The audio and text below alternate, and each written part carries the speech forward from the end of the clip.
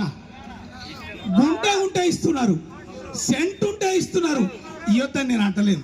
మేము కూడా insurance claim చేసుకుంటున్నాం. మరి మాకు 5 లక్షలు ఇవ్వడానికి నీకేం నొప్పి అనేటువంటిది మేము అడుగుతాము.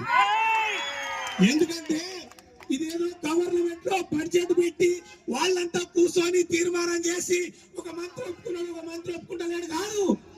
జస్ట్ ఒక ఆర్డర్ వేస్తే సంక్షేమ భవన్ నుంచి మనకు ఇప్పుడు 10 లక్షలు ఎట్లా వస్తున్నావు అయితే కూడా ఎందుకు అడుగున్నాం. వలసగాని వలస, జిల్లా అని జిల్లా నుంచే వచ్చి హైదరాబాద్ ఎప్పుడు ప్రమాదం ఉంటుందో తెలియదు, ఎప్పుడు వచ్చిపోదో తెలియదు. ఈ జాతి కోసం చేస్తున్నాం.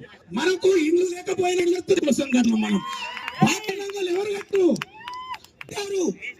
శ్రీశైలం ఎవరు కట్టినారు, ఎందుకు ఇక్కడ ఉన్న ఉన్న కాలు ఎవరు కట్టిర్రు? ఇంత అందంగా కడుతున్నటువంటి మనకు ఎందుకు కల్పిస్తున్నారంటే మనం మాట్లాడలేదు. అందరూ ఆలోచన చేయండి. అందుకనే ఫ్రెండ్స్, మనం ఈ గౌరవ నాయకులు అంతా ఉన్నారు. మనం ఈ డిమాండ్ సాధ్య వరకు సిఎస్ఐ టెస్టులు రద్దు చేసే వరకు మనం అనుకున్న డిమాండ్స్ అన్నింటినీ మనకు అవలేదు. వీణా వాడి అన్నది చెప్పిండు అంటే ఒకటికి విడదీయనటువంటి ఉద్దేశం అనేది మనకు నాశనమే తప్ప ఒకటి కాదు. అందుకనే సెంట్రింగ్ కార్మికులారా వద్దు, మిత్రుత్వంగా పోతాం, కలిసి పనిచేద్దాం, కలిసి మన కోసం కొట్లాడదాం, ఐక్యంగా పోరాటం